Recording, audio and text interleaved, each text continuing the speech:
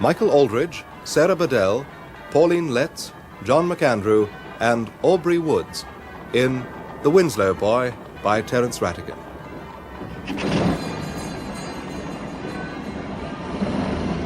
A house in Courtfield Gardens, South Kensington, London, on a morning in July, at some period not long before the First World War.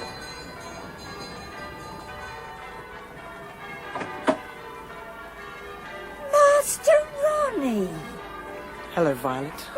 Well, aren't you coming in? We weren't expecting you back till Tuesday. Yes, I know. Where's your luggage? They're sending it on. Why ever didn't you let us know you were coming, you silly boy? What your father and mother will say, I don't know. Where are they, Violet? Church, of course. Oh, yes. It's Sunday, isn't it? What's the matter with you? What have they been doing to you at Osborne? What do you mean? Well, they seem to have made you a bit soft in the head or something. Well, don't I get a kiss? Or are you too grown up for that now? Sorry, Violet. That's better. My, what a big boy you're getting. Quite the little naval officer, aren't you? Yes, that's right. Well. Oh, I must be getting on. Oh, they'll be so pleased to see you. Oh, dear. What am I to do? Oh, here they are. Oh, I can't face them. I'll go into the garden. But he's so old, dear. From the back of the church, you really can't hear a word he says. He's a good man, Grace. Oh, but what's the use of being good if you're inaudible? A problem in ethics for you, Father. There's a draught, Grace. The French window is open. Oh, yes, of course. Oh, dear, this rain. Well, I'm on Mother's side. The old boy's so doddery he can hardly finish the course at all. I don't think that's very funny, Richard. Oh, don't you, Father? Doddery though Mr. Jackson may seem now, I very much doubt if he failed in his past mods when he was at Oxford. Oh, dash it. Father, you promised not to mention that again this vac. You did, you know, Arthur. But, oh, Dickie, I wish you were as good about work as Ronnie. I know. He got into Osborne and I failed. That's going to be brought up again? Nobody's bringing it up, dear. Oh, yes, they are. It's going to be brought up against me all my life. Ronnie's the good little boy, I'm the bad little boy. They've just stuck a couple of labels on us that nothing on earth is ever going to change. Oh, how stupid of him to say that about labels. There's no truth in it at all, is there, Kate? No, Mother. Oh, dear, it's simply pelting. What are you reading, Kate? Len Rogers' memoirs. Who's Len Rogers? A trades union leader. Does John know you're a radical? Oh, yes. And a suffragette? Certainly. And he still wants to marry you? He seems to. Oh, by the way, I've asked him to come early for lunch so that he can have a few words with Father first. Good idea. I hope you've been primed, have you, Father? What's that? You know what you're going to say to John, don't you? You're not going to let me down and forbid the match or anything, are you? Because I warn you, if you do, I shall elope. Never fear, my dear. I'm far too delighted at the prospect of getting you off our hands at last. I'm not sure I like that, at last. Do you love him, dear? John? Yes, I do. You're such a funny girl. You never show your feelings much, do you? You don't behave as if you were in love. How does one behave as if one is in love? One doesn't read Len Rogers, one reads Byron. I do both. An odd combination. A satisfying one. No, I meant you don't talk about him much, do you? No, I suppose I don't, Mother. I love John in every way that a woman can love a man, and far, far more than he loves me. Does that satisfy you? Well, really, Kate, darling, I didn't ask for anything quite like that. Oh, just look at that rain. Kate, darling, does Desmond know about you and John? I haven't told him. On the other hand, if he hasn't guessed, he must be very dense. He is very dense. Oh, no, he's quite clever. Kate, you will be kind to him, won't you? Yes, Mother, of course I will. He's really a very good sort. Hello? There's someone in the garden. Where? Over there, do you see? No. Yeah, he's just gone behind that bush. It was a boy, I think. Probably Mrs. Williamson's awful little Dennis. Well, whoever it is must be getting terribly wet. Why can't he stick to his own garden? Oh, was that John? It sounded like it. Yes, it's John. Quick, in the dining room. Very well, Mother. What on earth is going on? We're leaving you alone with John. When you finished, cough or something. What do you mean, or something? Captain Watherstone. How are you, John? I'm very glad to see you. How do you do, sir? Will you forgive me not getting up? My arthritis has been troubling me rather a lot lately. Yes. Do you smoke? Yes, sir, I do, thank you. In moderation, of course. Of course. Well, now, I understand you wish to marry my daughter. Yes, sir. That's to say, I've proposed to her, and she's done me the honour of accepting me. I see. I trust when you corrected yourself, your second statement wasn't a denial of your first. Sir? I mean, you do really wish to marry her. Of course, sir. Perhaps you won't mind if I ask you a few rather personal questions. Naturally not, sir. It's your duty. Quite so. Now, your income. Are you able to live on it? No, sir. I'm in the regular army. Yes, of course.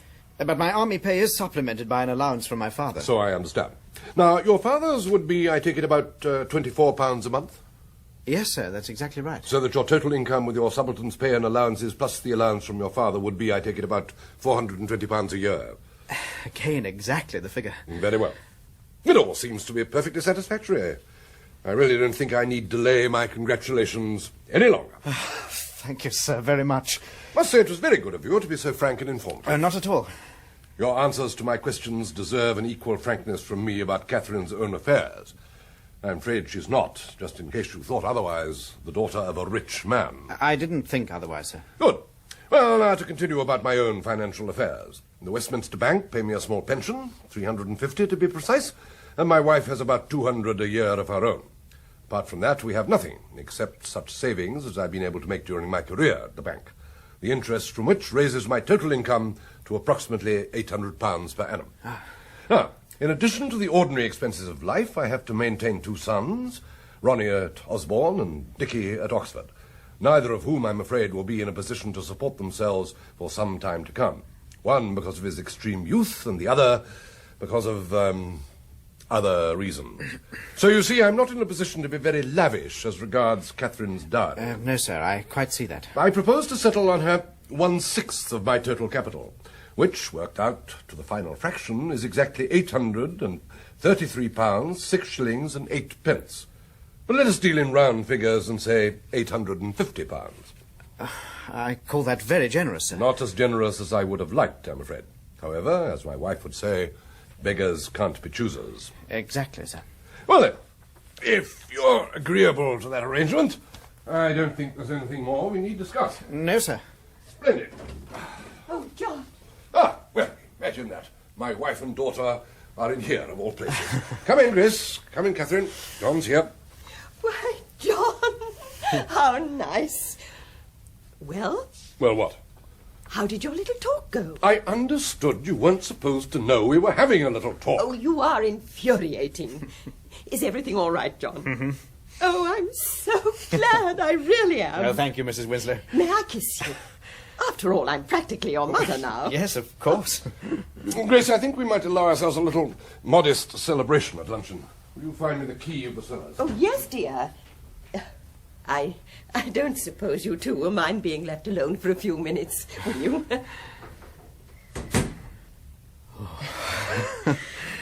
Was it an ordeal? I was scared to death. My poor darling. The annoying thing was that I had a whole set of neatly turned phrases ready for him, and he wouldn't let me use them. Such as? Oh, how proud and honoured I was by your acceptance of me, and how determined I was to make you a loyal and devoted husband. Anything about loving me a little? Well, that I thought we could take for granted. And so did your father, incidentally. What about your father? How did he take it? All right. I bet he didn't. He disapproves of me, doesn't he? He has a way of looking at me through his monocle that shrivels me out. He is just being a colonel, darling, that's all. All colonels look at you like that. Anyway, what about the way your father looks at me? Tell me, are all your family as scared of him as I am? Dickie is, of course. And Ronnie, though he doesn't need to be. Father worships him. I don't know about Mother being scared of him. Sometimes, perhaps. I'm not. Ever.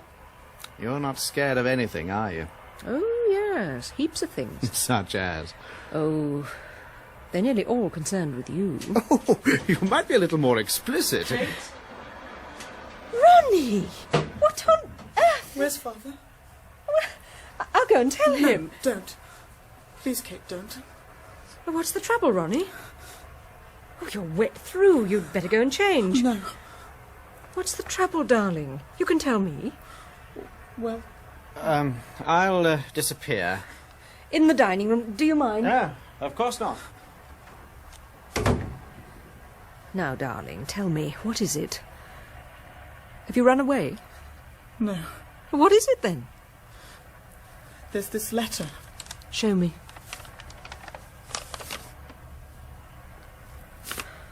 Oh, God. I didn't do it, Kate. I didn't. Really, I didn't. No, darling. This letter is addressed to Father. Did you open it? Yes. You shouldn't have done that. I was going to tear it up. And I heard you come in from church. Kate, shall we tear it up now? No, darling. Hello, Ronnie, old lad. How's everything? You knew he was here? Oh, yes, Violet told me. Trouble? Yes. I'm sorry. You stay here with him. I'll find Mother. All right. Oh, what's up, old chap? Nothing. Come on, tell me. It's all right. Have you been sacked? Yes. Bad luck. What for? Stealing. Oh, is that all? Good Lord, I didn't know they sack chaps for that these days. I didn't do it. Oh, believe me, old chap's pension's nothing. Nothing at all. I see you're a bit damp, aren't you? I've been out in the rain. So you're shivering a bit too, aren't you? Wouldn't you go and change? I mean, we don't want you catching pneumonia. I'm all right. Oh, Ronnie, my poor child. Oh, darling, it's all right now. I didn't do it, Mother. No, of course you didn't. We'll go upstairs now, shall we, and get out of these nasty wet clothes. Just don't tell Father. No, darling, not yet, I promise. Come along now. Oh, your new uniform, too. What a shame. I'd better go and keep KV for them. Ward off the old man if he looks like going upstairs. Yes, do. I say, who's going to break the news to him eventually? I mean, someone will have to. Oh, don't let's worry about that now. Well, you can count me out. In fact, I don't want to be within 1,000 miles of that explosion.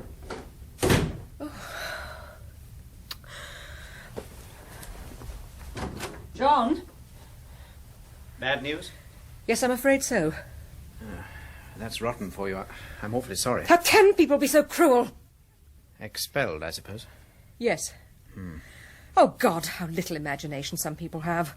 Why should they torture a child of that age, John? What's the point of it? Well, what's he supposed to have done? Stolen some money. Oh. 10 days ago, it said in the letter. Why on earth didn't they let us know? It does seem pretty heartless, I admit. Heartless? Just think what that poor little creature has been going through these last 10 days down there, entirely alone, without anyone to look after him, knowing what he had to face at the end of it. Is it any wonder he's nearly out of his mind? It's cold, calculated inhumanity. God, how I'd love to have that commanding officer here for just 2 minutes. Darling, it's quite natural you should feel angry about it, but you must remember, he's not really at school. He's in the service. Well, what difference does that make? I'm sorry, Catherine. Darling, I'd have done better to keep my mouth shut. No. What you said was perfectly true. Believe me, I'm awfully sorry. How will your father take it? It might kill him. Oh, heavens, we've got Desmond to lunch. I'd forgotten. Who? Desmond Curry, our family solicitor. Oh, Lord. Darling, be polite to him, won't you? Why? Am I usually so rude to your guests? No, but he doesn't know about us yet. Well, who does? Yes, but he's been in love with me for years. It's a family joke. Oh. Mr. Curry. Hello, Desmond. Catherine? I don't think you know John Watherstone. No. But of course I've heard a lot about him. How do you do? Well. I trust I'm not early. No, dead on time, Desmond, as always. Capital. Pretty Tell me, ghastly, this Desmond, Oh, I'm so sorry. That's quite all right. I was only going to ask how you did in your cricket match yesterday, Desmond. Not too well, I'm afraid. My shoulder's still giving me trouble. Oh. Well, here I am to congratulate you both. Desmond, you know. Violet told me just now in the hall. Yes, I must congratulate you both. Oh, thank you so much, Desmond. Thank you. Hello, Desmond, dear. Hello, Mrs. Winslow. I've got him to bed, Kate. Oh, good. Nobody ill, I hope? Oh, no. Nothing wrong at all. Violet, bring in some glasses, will you? Yes, sir. Grace, when did we last have the cellars seem to... What? Oh, I can't remember, dear. Well, they're in a shocking condition. Well, Desmond, how are you? You're not looking well.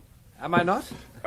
I have strained my shoulder, you know. Well, why do you play these ridiculous games of yours?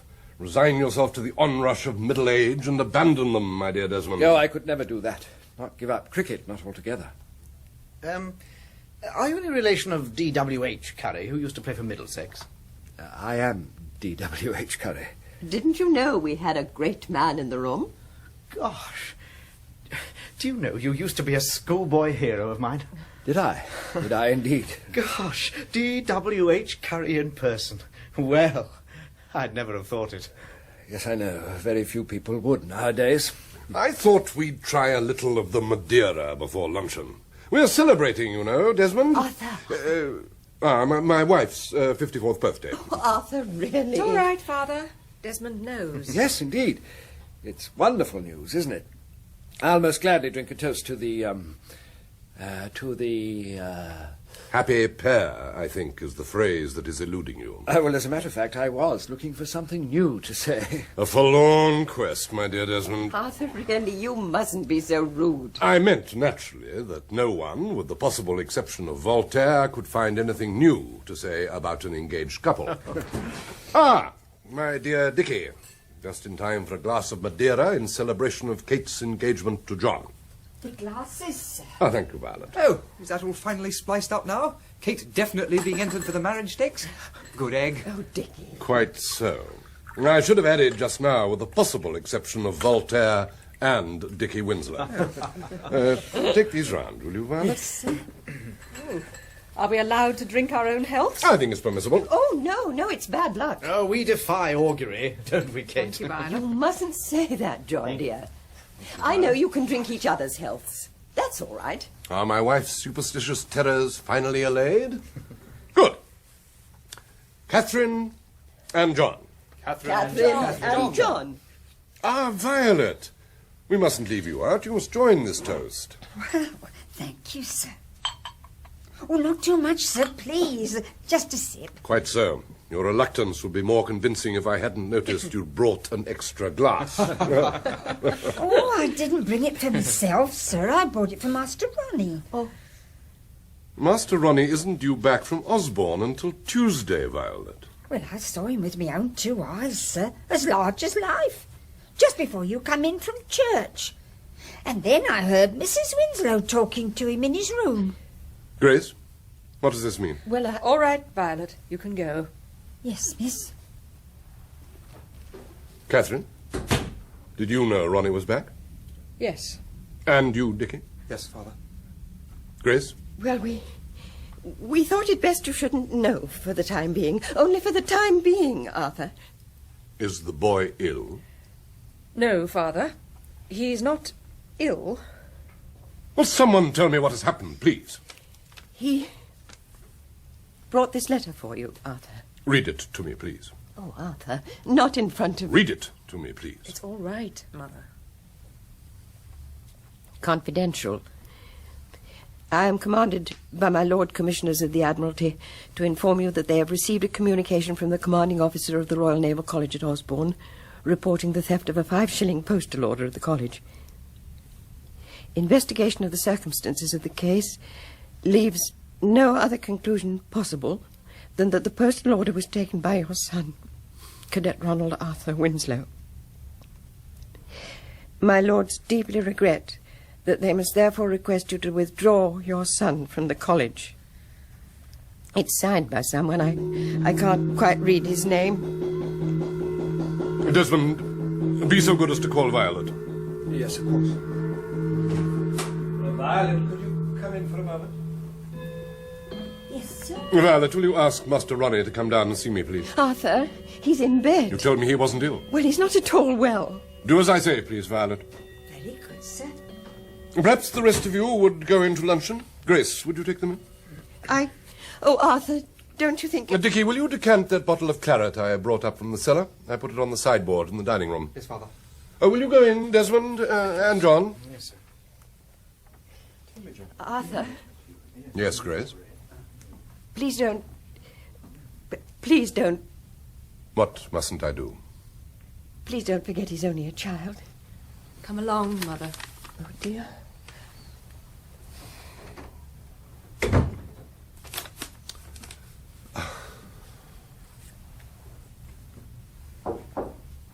Come in. Father. Come in and shut the door. Come over here. Why aren't you in your uniform? It got wet. How did it get wet? I was out in the garden in the rain. Why? I was hiding. From me? Yes. Do you remember once you promised me that if ever you were in trouble of any sort, you would come to me first? Yes, Father. Why didn't you come to me now? Why did you have to go and hide in the garden? I don't know, Father. Are you so frightened of me? I... In this letter, it says you stole a postal order. But Father... Now, I don't want you to say a word until you've heard what I've got to say. If you did it, you must tell me. I shan't be angry with you, Ronnie, provided you tell me the truth. But if you tell a lie, I shall know it, because a lie between you and me can't be hidden. I shall know it, Ronnie. So remember that before you speak. Did you steal this postal order? No, Father, I didn't.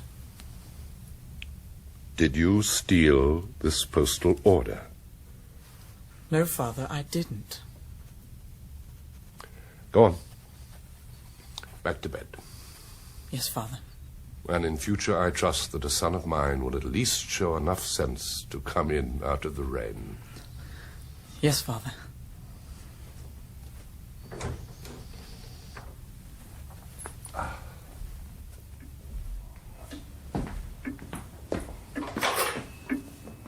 Hello?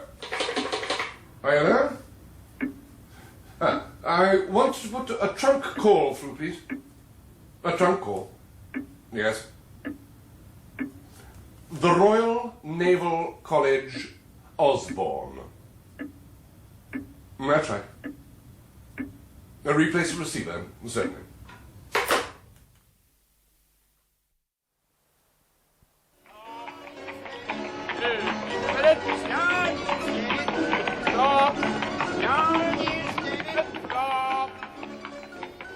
The Daily News.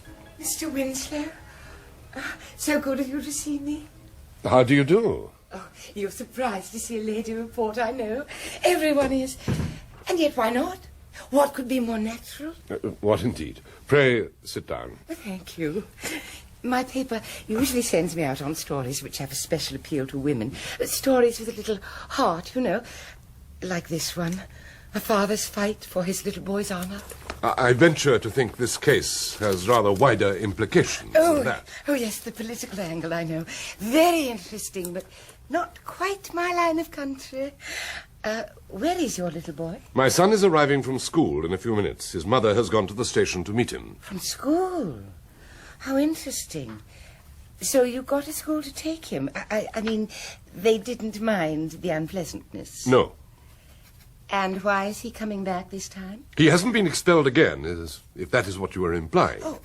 He is coming to London to be examined by Sir Robert Morton, whom we are hoping to brief. Sir Robert Morton? Well... I understand that he's the best advocate in the country. He is certainly the most expensive. Oh, yes. I suppose if one is prepared to pay his fee, one can get him for almost any case. Madam, this is not almost any case. Oh, no, of course not. Well, now, perhaps you wouldn't mind giving me a few details. When did it all start? 9 months ago. 9 months ago. The first I knew of the charge was when my son arrived home with a letter from the Admiralty informing me of his expulsion. I telephoned Osborne to protest and was referred by them to the Lords of the Admiralty. My solicitors then took the matter up and demanded from the Admiralty the fullest possible inquiry. For weeks we were ignored, then met with a blank refusal, and only finally got reluctant permission to view the evidence. Really? My solicitors decided that the evidence was highly unsatisfactory and fully justified the reopening of proceedings. We applied to the Admiralty for a court-martial. They ignored us.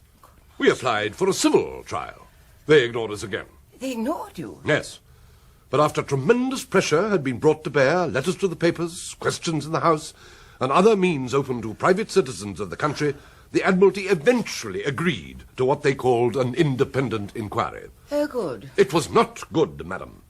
At that independent inquiry, conducted by the Judge Advocate of the Fleet, against whom I am saying nothing, mind you, my son, a child of 14, was not represented by counsel, solicitors, or friends. Oh. And what happened at the inquiry? What do you think happened? Inevitably, he was found guilty again, and thus branded for the second time before the world as a thief and a forger. What a shame. I need hardly tell you, madam, that I am not prepared to let the matter rest there. I shall continue to fight this monstrous injustice with every weapon and every means at my disposal. Now, it happens I have a plan. Oh. What? What charming curtains. What are they made of? Madam, I fear I have no idea. Your father will be in the room. Ah. Do I hear the poor little chap himself? Dear God. Hello, Father. Hello, Ronnie. I say, Father, Mr. Moore says I'm to tell you I needn't come back until Monday, if you like. So that gives me 3 whole days. Oh, mind my leg. Sorry, Father. How are you, my boy? Oh, I'm absolutely top hole, Father.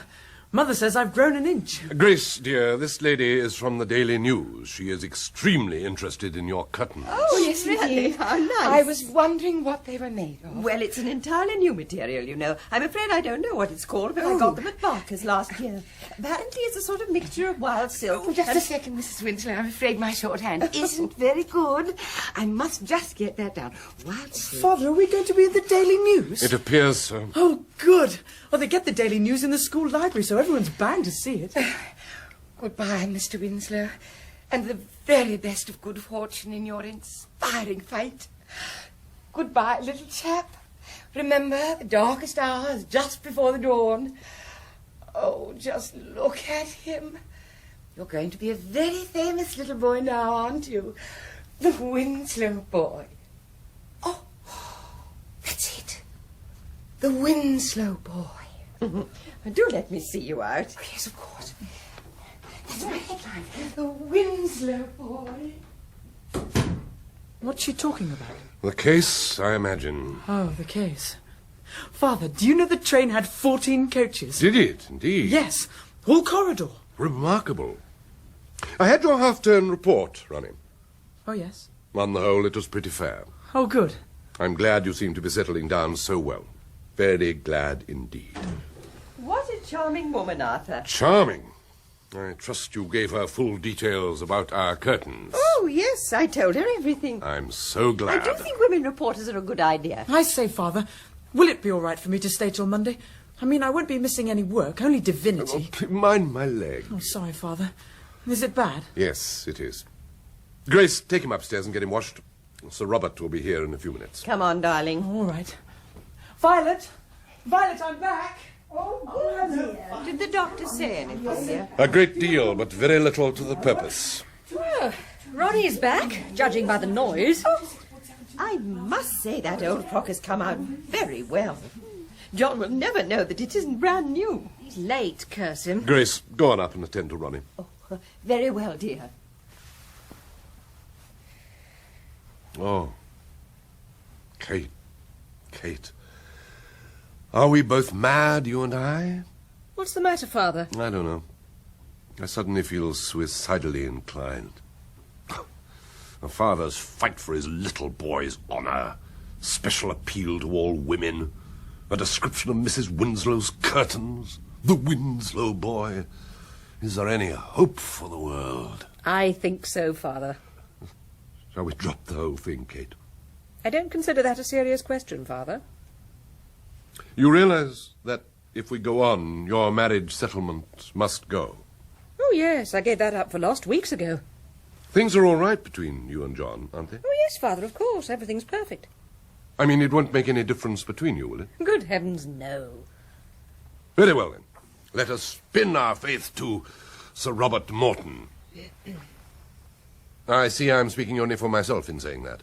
You know what I think of Sir Robert Morton, Father. Don't let's go into it again now. It's too late, anyway. It's not too late. He hasn't accepted the brief yet. Then I'm rather afraid I hope he never does. And that has nothing to do with my marriage settlement either. I made inquiries about that fellow you suggested. I'm told he's not nearly as good an advocate as Morton. Well, he's not nearly so fashionable. I want the best. The best in this case certainly isn't Morton. Then why does everyone say he is? Because if one happens to be a large monopoly attacking a trade union, or a Tory paper libelling a Labour leader, he is the best. But it utterly defeats me how you or anybody else could expect a man of his record to have even a tenth of his heart in a case where the boot is entirely on the other foot. Well, I believe you are prejudiced because he spoke against women's suffrage. I am. I'm prejudiced because he's always speaking against what is right and just. Did you read his speech in the House on the Trades Disputes Bill? Arthur, could you come up a moment? Oh, well, in the words of the Prime Minister, let us wait and see. You're my only ally, Kate. Without you, I believe I should have given up long ago. Oh, rubbish. It's true. Still, you must sometimes allow me to make my own decisions. I have an instinct about Morton. We'll see which is right, my instinct or your reason. I'm afraid we will. Hello, Kate. Hello, Dickie. What's the matter? Haven't you heard? I'm to leave Oxford at the end of the year. Oh, Dickie. I'm awfully sorry. Did you know it was in the wind? I knew there was a risk. Well, you might have warned a fellow. My gosh, I could just about murder that little brother of mine. What's he have to go about pinching postal orders for? Why the hell does he have to get himself nabbed for it? Silly little blighter.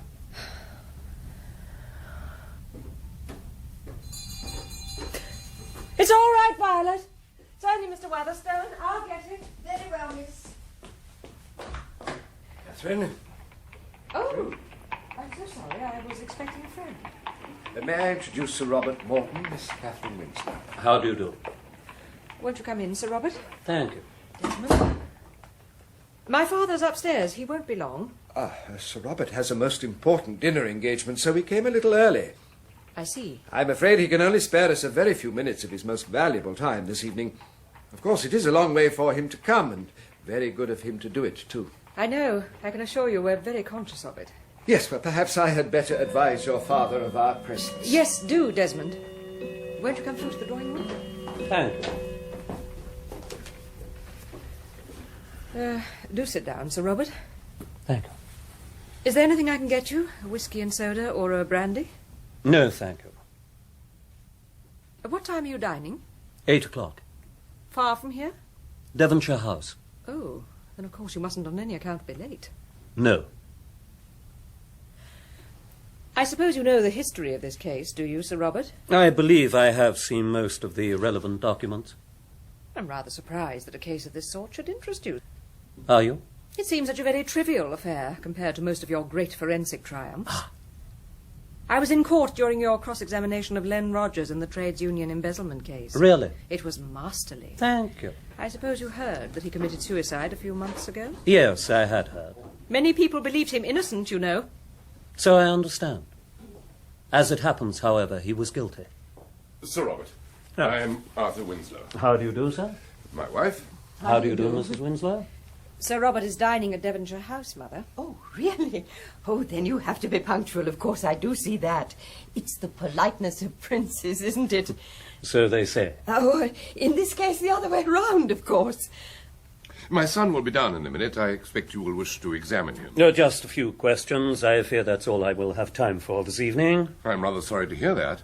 He has made the journey especially from school for this interview, and I was hoping, by the end of it, I should know definitely yes or no if you would accept the brief. If a further examination should prove necessary, it will have to be sometime next week. I see. Will you forgive me if I sit down? Of course.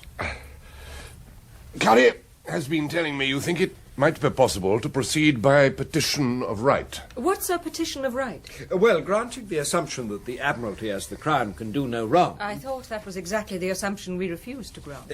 In law, I mean. Now, a subject can sue the Crown, nevertheless, by petition of right, redress being granted as a matter of grace, and the custom is for the Attorney-General, on behalf of the King, to endorse the petition and allow the case to come into court. It is interesting to note that the exact words he uses on such occasions are, "Let right be done." Let right be done. I like that phrase, sir. Yes, it has a certain ring about it, has it not? Let right be done. This is my son, Ronald. Ronnie, this is Sir Robert Morton. How do you do, sir? He is going to ask you a few questions. You must answer them all truthfully, as you always have. I expect you would like us to leave. No, provided, of course, that you don't interrupt. Would you all please sit down? And, Ronald, will you stand at the table facing me? Yes, sir. That's right. Now, how old are you? 14 and 7 months. You were then 13 and 10 months old when you left Osborne, is that right? Yes, sir. Now, I would like you to cast your mind back to July the 7th of last year. Will you tell me, in your own words, exactly what happened to you on that day? All right. Well, it was half-holiday, so we didn't have any work after dinner. Dinner at 1 o'clock? Yes. At least until prep at 7. Prep at 7. Just before dinner, I went to the Chief Petty Officer and asked him to let me have 15 and 6 out of what I had in the college bank. Why did you do that? I wanted to buy an air pistol. Which cost 15 and 6? Yes, sir. And how much money did you have in the college bank at the time? £2, 3 shillings. So you see, sir, what incentive could there possibly be for him to steal 5 shillings? I must ask you to be good enough not to interrupt me, sir. After you had withdrawn the 15 and 6, what did you do?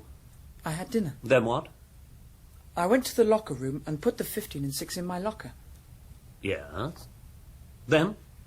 I went to get permission to go down to the post office. Then I went to the locker room again, got out my money, and went down to the post office. I see. Go on. I bought my postal order. For 15 and 6? Yes. Then I went back to college. Then I met Elliot Minor, and he said, "I say, isn't it rot? Someone's broken into my locker and pinched a postal order. I reported it to the PO." Those were Elliot Minor's exact words? Well, he might have used another word for rot. I see. Continue. Well, then just before prep, I was told to go along and see Commander Flower.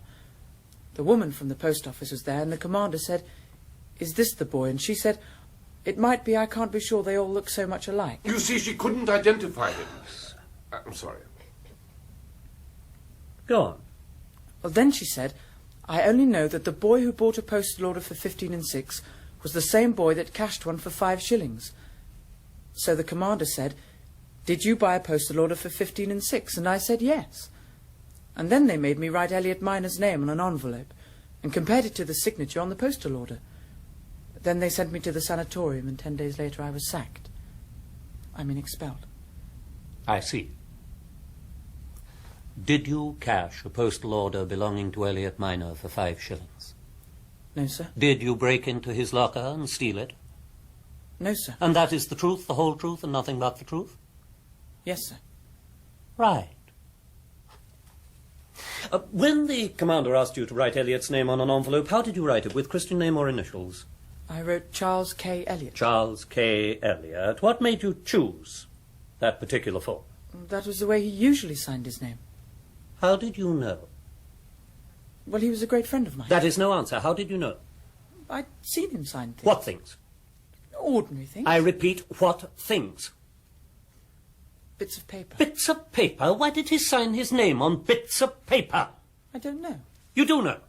Why did he sign his name on bits of paper? He was practicing his signature. And you saw him? Yes. Did he know you saw him? Well, yes. In other words, he showed you exactly how he wrote his signature. Yes, I suppose he did. Did you practice writing it yourself? I might have done. What do you mean, you might have done? Did you or did you not? Yes. Ronnie, you never told me that. Well, it was only for a joke. Never mind whether it was for a joke or not. The fact is you practiced forging Elliot's signature. It wasn't forging. What do you call it then? Writing. Very well. Writing. Whoever stole the postal order and cashed it also wrote Elliot's signature, didn't he?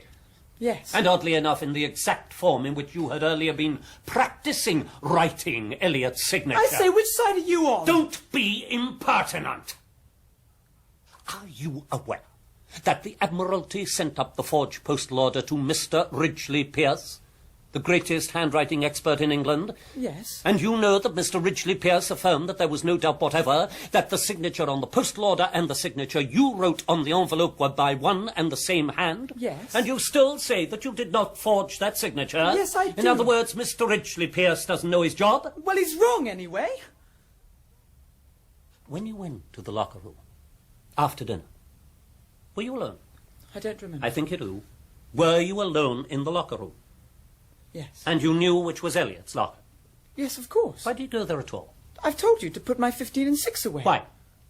I thought it would be safer. Why safer than in your pocket? I don't know. You had it in your pocket at dinner time. Why the sudden fear for its safety? I tell you, I don't know. Was it because you knew you would be alone in the locker room at that time? No. Where was Elliot's locker in relation to yours? Next to it but one. Next but one. At what time did Elliot put his postal order in his locker? I don't know. I didn't even know he had a postal order in his locker. I didn't know he had a postal order at all. Did you say he was a great friend of yours? He didn't tell me he had How one. very secretive of him. What time did you go to the locker room? I don't remember. Was it directly after dinner? Yes, I think so. Or what did you do after leaving the locker room? I've told you I went for permission to go to the post What office. time was that? About 2:15. Dinner is over at 2:45. Which means that you were in the locker room for half an hour. Well, I wasn't there all that time. How long were you there? About 5 minutes. What were you doing for the other 25?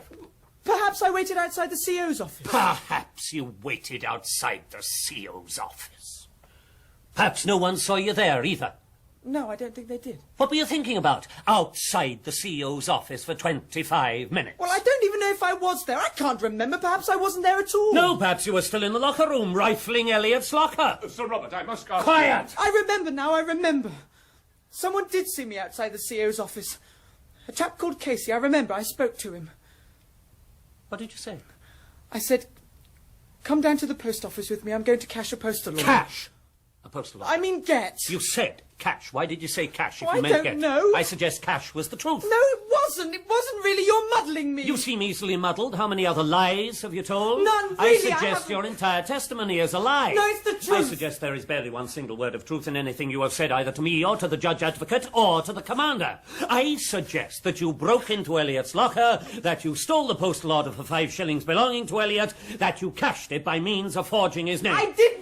I suggest that you did it for a joke, meaning to give Elliot the 5 shillings back, but that when you met him and he said he had reported the matter, you got frightened and decided to keep quiet. No, it isn't true. And I suggest that by continuing to deny your guilt, you are causing great hardship to your own family and considerable annoyance to high and important persons in this country. That's a disgraceful thing to say. I suggest that the time has at last come for you to undo some of the misery you have caused by confessing to us all now that you are a forger, a liar, and a thief. I'm not. I didn't do it. Look, this is outrageous. Can I drop you anywhere, Carrie? My car is at the door. No, I thank you. Well, send all this stuff round to my chambers tomorrow morning, will you? But will you need it now? Need it? Oh, yes. The boy is plainly innocent. I accept the brief. Good night.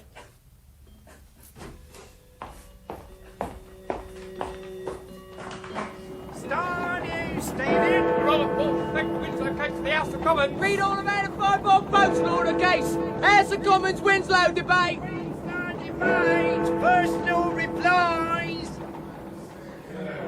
The Admiralty, during the whole of this long drawn-out dispute, have at no time acted harshly or ill-advisedly. And it is a matter of mere histrionic hyperbole for the right honourable and learned gentleman opposite to characterise the conduct of my department as that of callousness so inhuman as to amount to deliberate malice towards the boy Winslow. Such unfounded accusations I can well choose to ignore. You can't.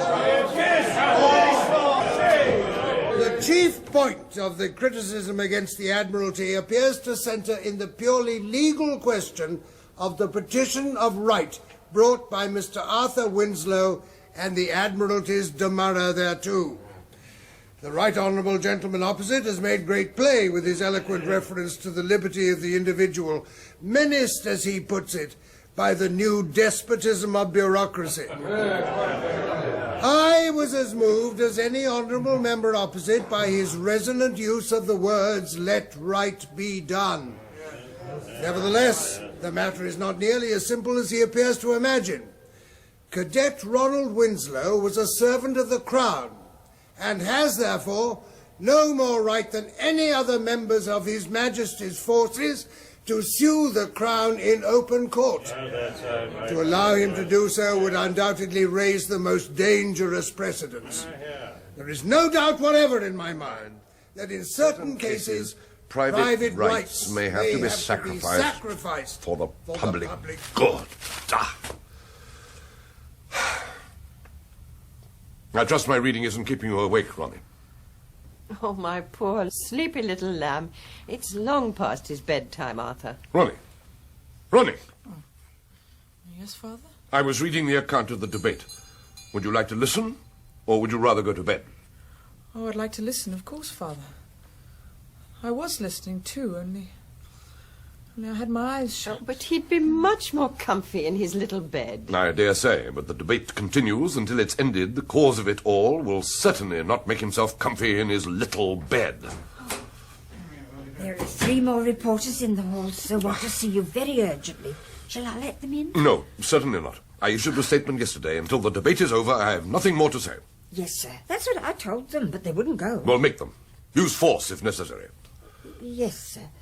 And shall I cut some sandwiches for Miss Catherine, as she's missed her dinner? Oh, yes, Violet. Good idea, thank you. It's no good. No more statements. Grace, dear. Yes? I fancy this might be a good opportunity of talking to Violet. No, dear. Meaning that it isn't a good opportunity, or meaning that you have no intention at all of ever talking to Violet? Yes, I'll do it one day, Arthur. Tomorrow, perhaps, but not now. I believe you do better to grasp the nettle. Delay only adds to your worries. My worries? What do you know about my worries? A good deal, Grace, but I feel they would be a lot lessened if you faced the situation squarely. It's easy for you to talk, Arthur. You don't have to do it.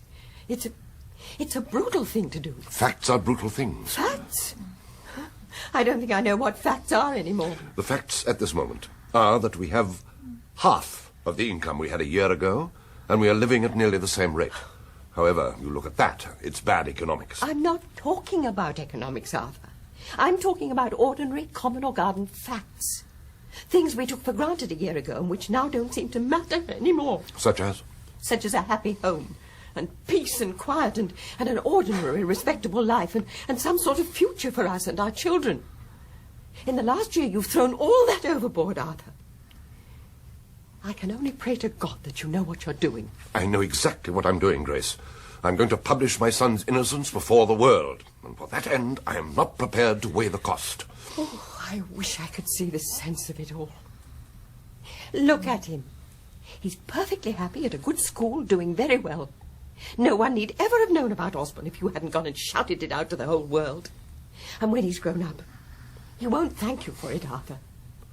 Even though you've given your life to publish his innocence, as you call it. You're destroying yourself, Arthur, and me and your family beside. And for what, I'd like to know. I've asked you and Kate to tell me 100 times, but you never will. For what, Arthur? For justice, Grace. For justice? That sounds very noble. Are you sure it's true? Are you sure it isn't just plain pride and self-importance and sheer brute stubbornness? No, Grace, I don't think it is. I really don't think it No. This time I'm not going to cry and say I'm sorry and make it all up again. I can stand anything if there's a reason for it. But for no reason at all. It's unfair to ask for so much of me. It's unfair. Grace. No, it's no good. Oh. What's the matter, Father? Your mother is a little upset. Why? Aren't things going well? Oh, yes. Very well. Very well indeed. You'd better go to bed now, Ronnie. You'll be more comfortable. Oh, righto, Father.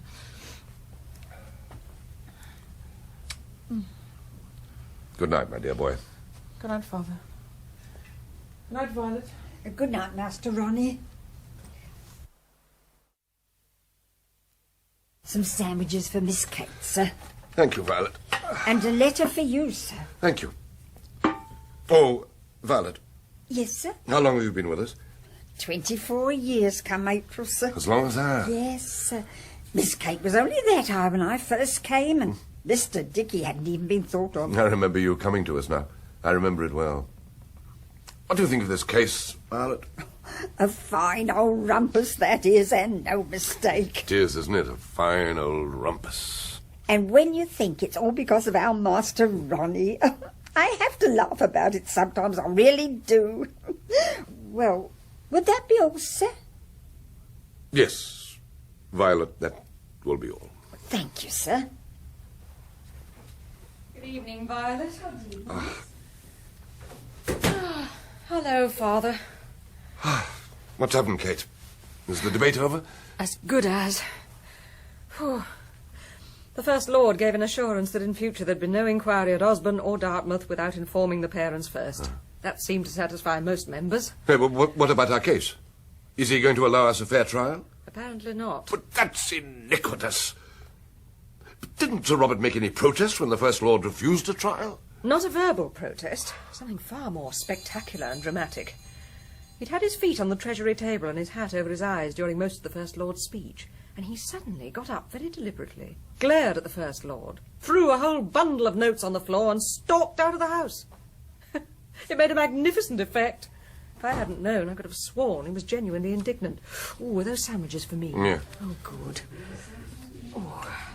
Don't you fool yourself about him, Father, for all that. The man's a fish. A hard, cold-blooded, supercilious, sneering fish. Sir Robert Morton. Good evening. Oh, good evening. Oh, something gone down the wrong way. Yes. May I assist? Oh, thank you. Good evening, sir. I thought I would call and give you an account of the day's proceedings, but I see your daughter has forestalled me. Did you know I was in the gallery? With such a charming hat, how could I have missed you? Please, sit down, sir. Thank you very much indeed. Will you betray a technical secret, Sir Robert? What happened in that first examination to make you so sure of Ronnie's innocence? 3 things. First of all, he made far too many damaging admissions. A guilty person would have been much more careful on his guard. Secondly, I laid him a trap. Thirdly, I left him a loophole. Anyone who was guilty would have fallen into the one and darted through the other. He did neither. The trap was to ask him suddenly what time Elliot put the postal order in his locker, wasn't it? Yes. And the loophole? I then suggested to him that he had stolen the postal order for a joke, which, had he been guilty, he would surely have admitted to, as being the lesser of 2 evils. I see. It was very cleverly thought out. Thank you. May we offer you some refreshment, Sir Robert? A whisky and soda? No, thank you. Nothing at all. My daughter has told me of your demonstration during the First Lord's speech. She described it as magnificent. Did she? That was very good of her. It's a very old trick, you know. I've done it many times in the courts. It's nearly always surprisingly effective. Was the First Lord at all put out by it, did you notice? How could he have failed to be? I wish you could have seen it, Father. It was... When did this letter come? A few minutes ago. Do you know the writer? Yes. Whose is it? I shouldn't bother to read it if I were you. All the same, I will. Will you forgive me, sir? Of course. Well, what do you think the next step should be? I have already been considering that, Miss Winslow. I believe that perhaps the best plan would be to renew our efforts to get the Director of Public Prosecutions to act. Father? What? We were discussing how to proceed with the case, sir. The case? Yes, we must think of that, mustn't we? How to proceed with the case. I'm afraid I don't think, all things considered, that much purpose would be served by going on. What? Show me that letter, Father. Thank you. Of course we must go on. It is not for you to choose, sir. The choice is mine. Then you must reconsider it. Why give up? Why, in heaven's name, man? Why? I have made many sacrifices for this case. Some of them I had no right to make, but I made them nonetheless. There is a limit, and I have reached it. I'm sorry, Sir Robert. More sorry, perhaps, than you are, but the Winslow case is now closed. Balderdash! Sir. My father doesn't mean what he says, Sir Robert. I am very glad to hear it. Perhaps I should explain this letter. No, Kate. Sir Robert knows so much about our family affairs, Father. I don't see it will matter much if he learns a little more. This letter is from a certain Colonel Watherstone, who is the father of the man I'm engaged to. We've always known he was opposed to the case, so it really comes as no surprise. In it, he says that our efforts to discredit the Admiralty in the House of Commons today have resulted merely in our making the name of Winslow a nationwide laughingstock. I think that's his phrase. Yes, that's right. A nationwide laughingstock. I don't care for his English. It's not very good, is it? He goes on to say that unless my father will give him a firm undertaking to drop this whining and reckless agitation, I suppose he means the case, he will exert every bit of influence he has over his son to prevent him marrying me. I see, an ultimatum. Yes, but a pointless one. Well, sir? I'm afraid I can't go back on what I have already said. Your daughter seems prepared to take the risk. I am not. Not, at least, until I know how great a risk it is. How do you estimate the risk, Miss Winslow? Negligible. I see. I really must apologize to you, sir, for speaking to you as I did just now. It was unforgivable. Not at all, sir. You were upset at giving up the case, and to be frank, I like you for it. It has been rather a tiring day. The House of Commons is a peculiarly exhausting place, you know. Too little ventilation, far too much hot air. I really am most truly sorry. Please. Of course, you must decide about the case as you wish. That really is a most charming hat, Miss Winslow. I'm glad you like it. It seems decidedly wrong to me that a lady of your political persuasion should be allowed to adorn herself with such a very feminine allurement. It really looks so awfully like trying to have the best of both worlds. I'm not a militant, you know, Sir Robert. I don't go about breaking shop windows with a hammer or pouring acid down pillar boxes. I am truly glad to hear it. Both those activities would be highly unsuitable in that hat. Mr. Watherstone is in the hall, miss. Says he would like to have a word with you in private, most particular. Oh, I'll come out to him. Would you excuse me, please? But of course.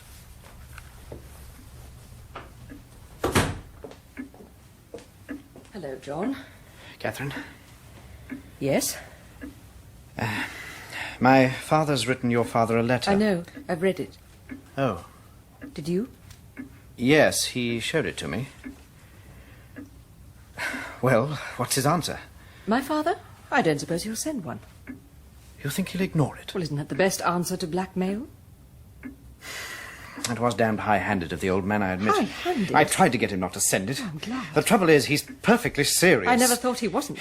If your father does decide to go on with the case, I'm very much afraid he'll do everything he threatens.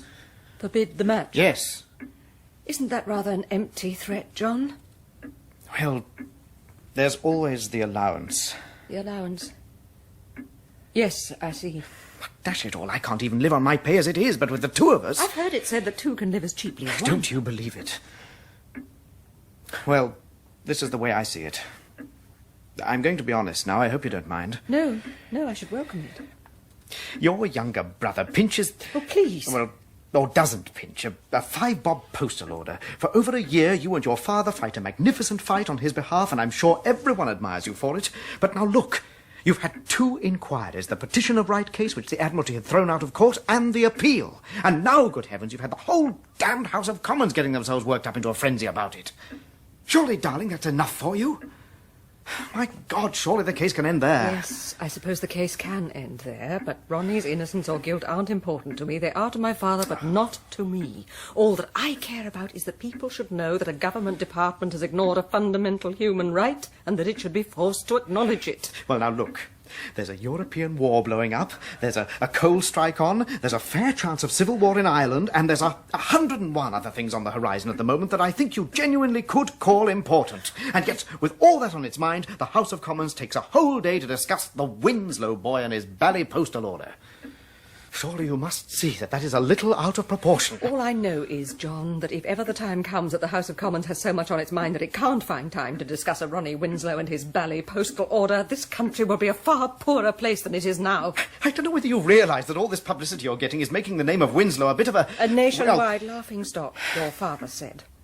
Well, that is putting it a bit steep. But people do find the case a bit ridiculous, you know. Yes, I see. Do you still want to marry me, John? What? I said, do you still want to marry me?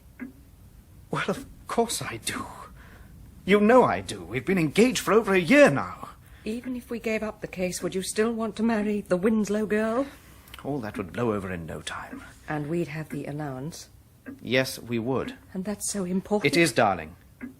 I'm sorry, but you can't shame me into saying it isn't. I didn't mean to shame you. Oh, yes, you did. I know that tone of voice. I'm sorry. Well, now, what's the answer? I love you, John, and I want to be your wife. Well, then, that's all I want to know. Darling, I was sure nothing so stupid and trivial could possibly come between us. Excuse me, John. Hello. Yes. Will you wait a moment? Sir Robert, someone wants you on the telephone. Oh, thank you. I'm so sorry to interrupt. Oh, you didn't. We'd finished our talk. Hello? Yes, Michael. Good evening, John. F.E. I didn't know he was going to speak. I see. Now go on.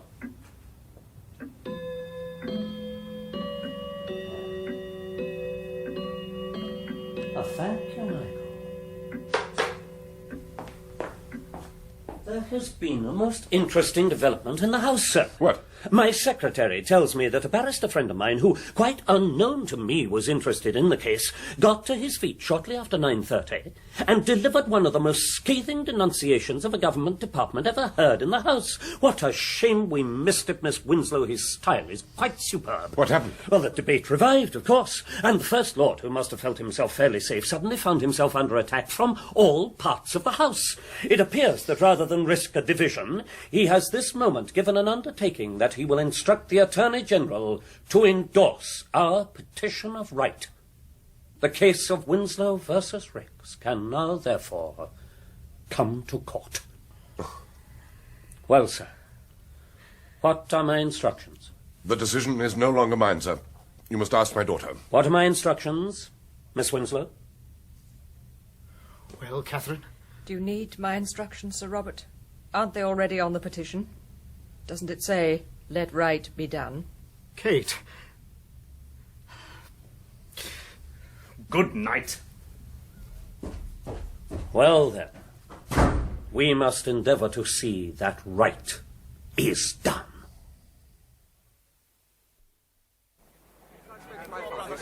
No, I'm terribly sorry, I can't see a thing. I've been in Reading. Thank you very much. I must... Bob! Violet? Anyone about? Oh, hello, darling. Oh. When did you get here? Well... Everyone out. You're thinner. Oh, I like your new suit. Yes, it's straight from Reading Savile Row, off the peg at 3.5 guineas. I say, does that phone go on all the time? All the blessed day. The last 4 days it simply hasn't stopped. I had to fight my way in through an army of reporters and people. Yes, I know. You didn't say anything, I hope, Dickie dear. It's better not to say a word. Oh, I don't think I said anything much. Oh, yes, I did say that I personally thought he did it. Dickie, you didn't. Ha-ha. Oh, I see. It's a joke. You mustn't say things like that even in fun, Dickie dear. How's it all going? I don't know. I've been there all 4 days now, and I've hardly understood a word that's going on. Kate says the judge is against us, but he seems a charming old gentleman to me. Sir Robert's so rude to him. Oh. Nobody in. Arthur! Lunch! I'll come straight up. Dickie's here. Good. Kate takes the morning session, and then she comes home and relieves me with your father, and I go to the court in the afternoon, so you can come with me as soon as she's in. How did Ronnie get on in the witness box? 2 days he was cross-examined. 2 whole days. Imagine it, the poor little pet. I must say he didn't seem to mind much. He said 2 days with the Attorney General wasn't nearly as bad as 2 minutes with Sir Robert. Kate says he made a very good impression with the jury. Yes, how is Kate, Mother? Oh, all right. You heard about John, I suppose? Yes, that's what I meant. How has she taken it? You can never tell with Kate. She never lets you know what she's feeling. We all think he behaved very badly. Oh, Arthur, you shouldn't have come down the stairs by yourself. I had little alternative. Oh, I'm sorry, dear. I was talking to Dickie. How are you, Dickie? Very well, thank you, Father. You look very well. A trifle thinner, perhaps. Hard work, Father. Or late hours. You can't keep late hours in Reading. You could keep late hours anywhere. I've had quite a good report about you from Mr. Lamb. He tells me that you've joined the territorials. Yes, Father. Why have you done that? Well, from all accounts, there's a fair chance of a bit of a scrap quite soon. If there is, I don't want it to be all over before I can get in on it. If there is what you call a scrap, you'll do far better to stay in the bank. Catherine's late. She was in at 1:30 yesterday. Well, perhaps they're taking a lunch interval later today. Ah. And did you say my lunch was ready? Yes, dear. It's only cold. I did the salad myself. Violet and Cook are at the trial. Is Violet still with you? She was under sentence last time I saw you. She's been under sentence for the last 6 months, poor thing. Only she doesn't know it. Neither your father nor I have the courage to tell her. I have the courage to tell her. It's funny that you don't, then, dear. I will. No, you mustn't. When it's to be done, I'll do it. You see, Dickie, these taunts of cowardice are daily flung at my head.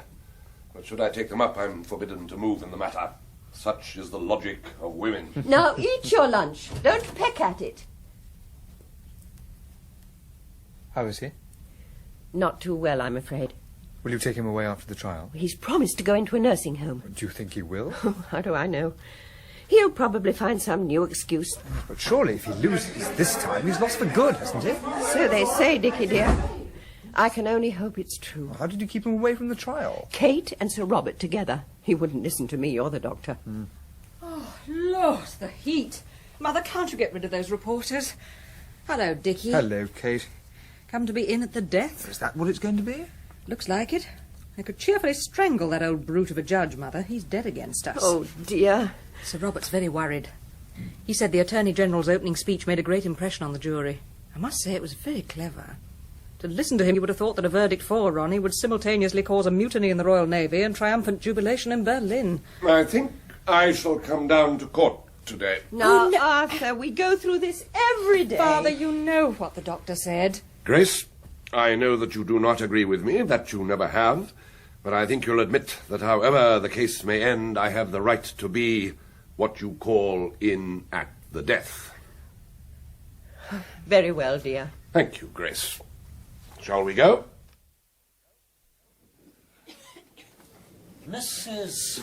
Beggs, you are the postmistress at the Naval Academy at Osborne? That is correct. And you were on duty on the afternoon of June the 7th, 1912? Yes, sir, I was. Do you remember the accused cadet Ronald Winslow coming in to buy a postal order? Yes, very well. For what amount was that postal order? 15 and 6 pence.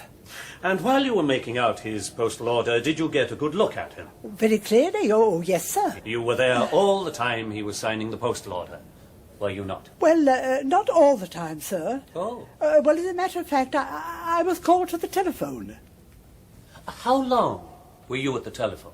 Well, I don't remember. 2 or 3 minutes, I suppose. 2 or 3 minutes? Well, in that case, you would not have had much time to observe Cadet Winslow, would you? Well, I suppose not, really. Later that day, you were called to the commander's office. You were unable positively to identify Cadet Winslow. Your exact words were, "I can't be sure they all look alike." Is that not so? Yes. Why did you say that? Well, they do, with their uniforms and all that. I see. Might it not then quite easily have been another cadet who cashed the postal order for 5 shillings? Well, it might have been. Thank you, Mrs. Beggs. No further questions. Mrs. Beggs, I have only one question to ask you. Search your mind carefully. Are you absolutely positive that the same boy who bought the 15 and 6 postal order also cashed the one for 5 shillings? Yes, sir. Why? Because Cadet Winslow was such a nice-looking little boy, I couldn't help noticing him. No further questions? I would like to call Herbert Ridgeley-Pearce to the stand. And you were positive that the handwriting on that postal order was that of Ronald Winslow? Quite positive. Thank you. Mr. Ridgeley-Pearce, you have been described as the greatest handwriting expert in England, have you not? I believe I have, yes. And I am sure quite correctly so described. That's very good of you. Not at all. It was your evidence that brought the poisoner Mason to justice, was it not? Yes, it was. And the forger Cartwright? Yes. One, if I remember, had a very distinctive way of writing his capital I's, did he not? Was that Mason? No, it was Cartwright. I stand Mason gave himself away by the letter J, which he forged with a very distinctive squiggle.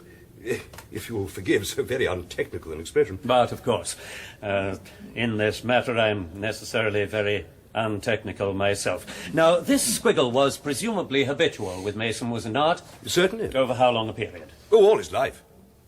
Hardly all his life. He would hardly have been writing his J's with a squiggle at birth. I meant all his adult life, of course. All his adult life.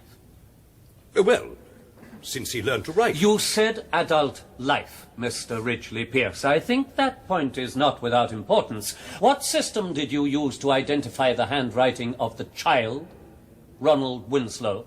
What system? My own, of course. The Ridgeley-Pearce system. That is what it is called. The same system that you used to convict Mason and Cartwright. Yes. How old were they? I can't remember. One was 44, the other 63. Am I right? Yes, I've no doubt. How often have you had to identify a child's handwriting? Well, This is the first time, is it not? Yes. After all, children aren't often convicted of forgery. Lord! Sir Robert... This child has not been convicted of forgery, Mr. Ridgeley-Pearce. And that for the last 2 years he has stood accused of it is due almost entirely to you and the Ridgeley-Pearce system, used until now on middle-aged murderers and elderly forgers.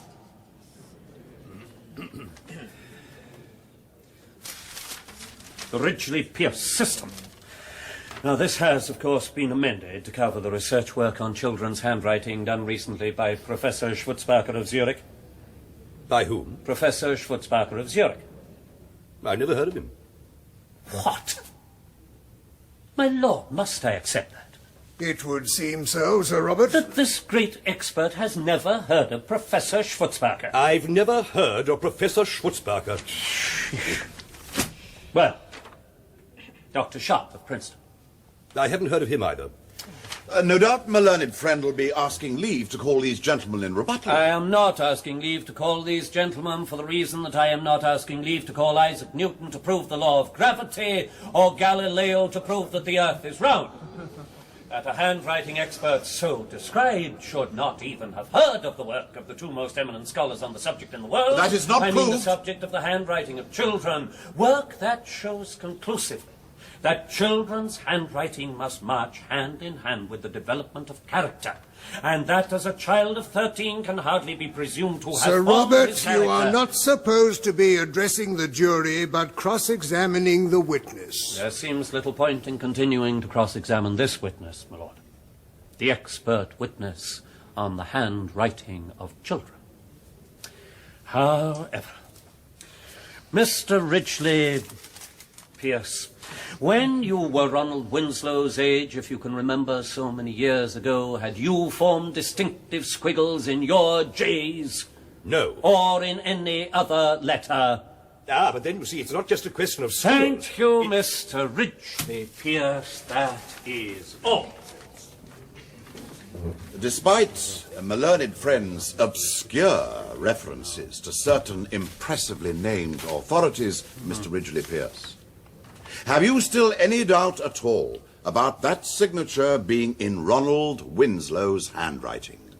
None whatsoever. Thank you.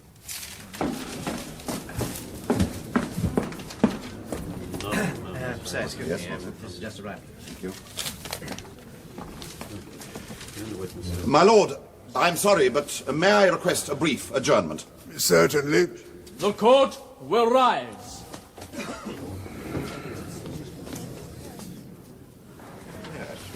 Very clever, no doubt. But it didn't shake the jury. I'm not so sure, Father. All right, Mother? Yes, dear. I'll wait here. There's much more to look at than in that drafty waiting room. Come along, Father. I'm all right. Catherine, may I speak to you for a moment? Oh, of course, Desmond. I'll wait in the visitors' room. Shall we sit down? Kate. How do you think it's going, Desmond? Oh, pretty well. He is a strange man, Sir Robert.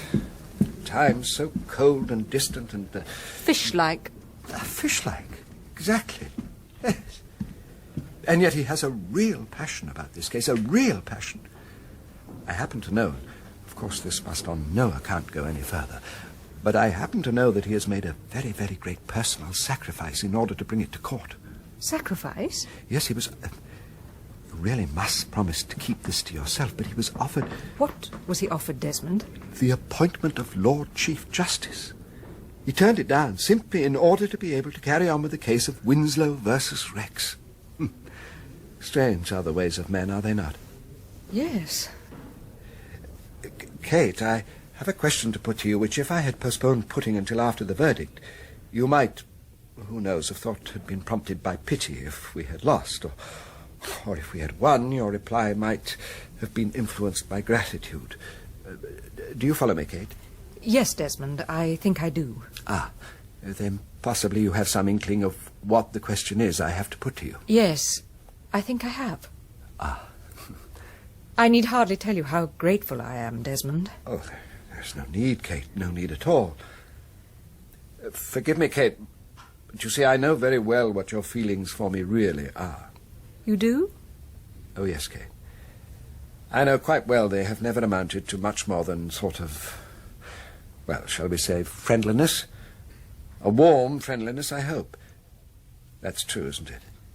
Yes, Desmond. I know. Of course, even if I prove the most devoted and adoring husband that ever lived, your feelings for me would never, could never amount to more than that. When I was a young man, it might perhaps have been a different story. Oh, when I played cricket for England... No, perhaps even that would not have made so much difference. Well, the athletic prowess is fading, I'm afraid, with the years and the stiffening of the muscles. But my love for you will never fade. That's very charmingly said, Desmond. Don't make fun of me, Kate, please. I meant it, every word. No matter what you feel or don't feel for me, no matter what you feel for anybody else, I want you to be my wife. I see. Thank you, Desmond. That makes everything much clearer. Will you give me a few days to think it over? Oh, of course. Oh, I must get back to court. Catherine.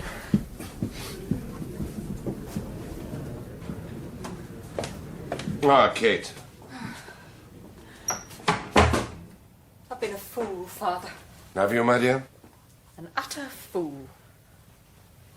In default of further information, I can only repeat, have you, my dear? There can be no further information. I'm under a pledge of secrecy. Oh. What did Desmond want? To marry me? I trust the folly you were referring to wasn't your acceptance of him.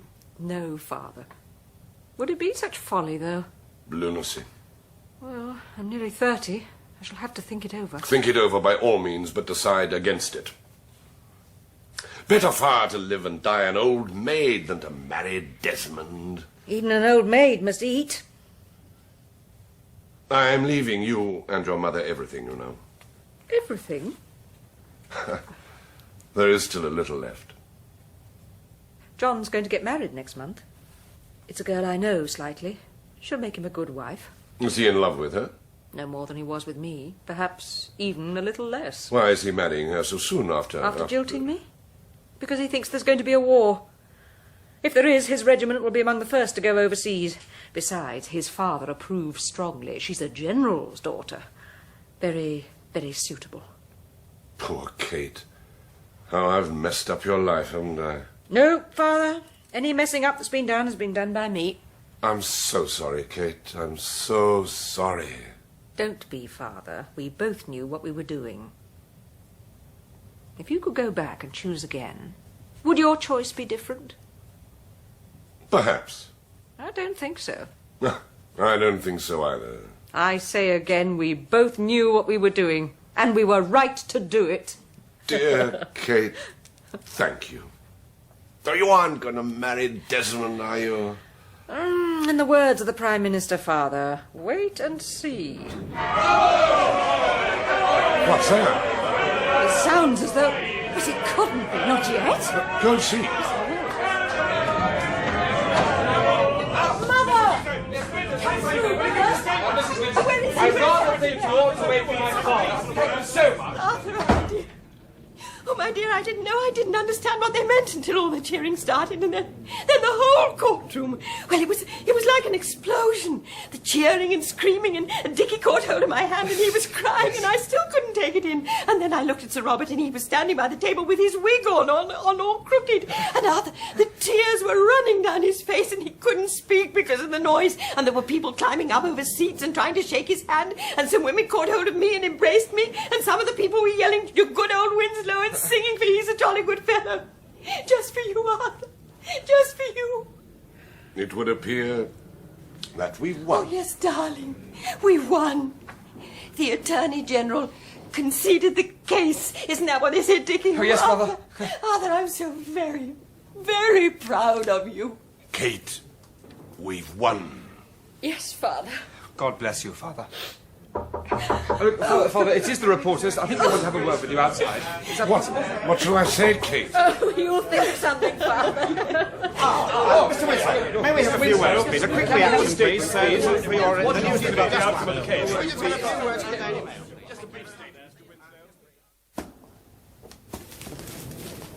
Sir Robert. Huh? Miss Winslow. Thank you. Well, well. A pity you were not in the court. The verdict appeared to cause quite a stir.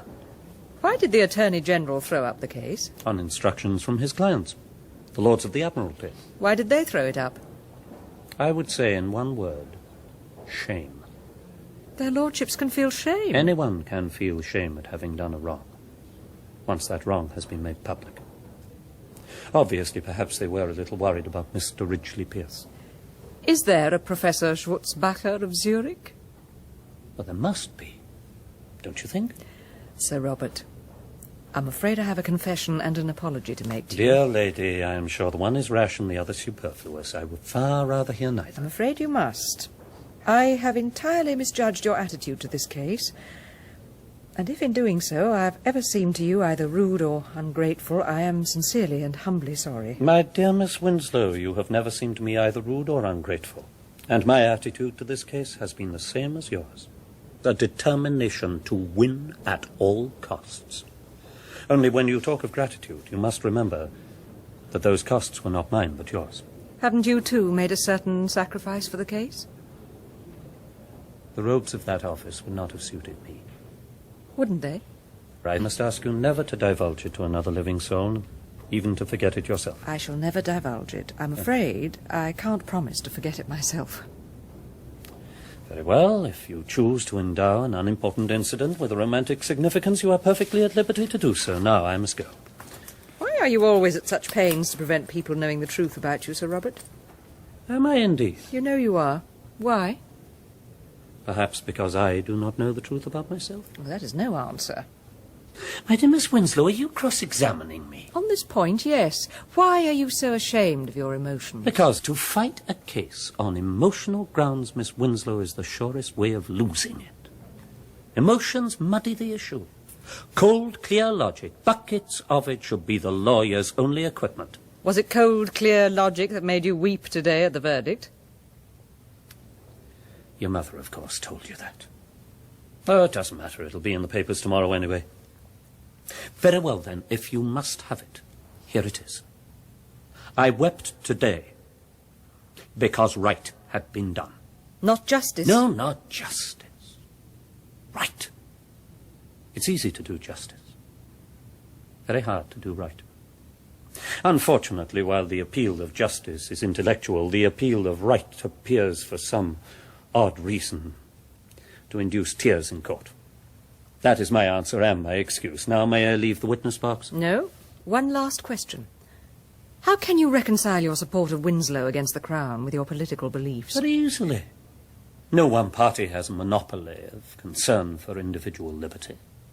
On that issue, all parties are united. I don't think so. You don't? No, not all parties. Only some people from all parties. That is a very wise remark. We can only hope, then, that those some people will always prove enough people. You would make a good advocate. Oh, would I? Yes. Why do you not canalize your feministic impulses towards the law courts, Miss Winslow, and abandon the lost cause of women's suffrage? Because I don't believe it is a lost cause. It's a pity. In the House of Commons in days to come, I shall make a point of looking up at the gallery in the hope of catching a glimpse of you in that provocative hat. One day, Sir Robert, but not in the gallery. Across the floor. Perhaps. And finally, gentlemen, I could say that the victory is not mine, but the people's. They have triumphed, as they always will, over despotism. Does that strike you as a trifle pretentious? Perhaps, sir. Perhaps. I better say what I really feel, which is merely, thank God we beat him. Yes, thank you, sir. Congratulations. Thank you, gentlemen. Thank you. Ronnie, where have you been? Oh, I say, I'm most awfully sorry. I didn't know anything was going to happen.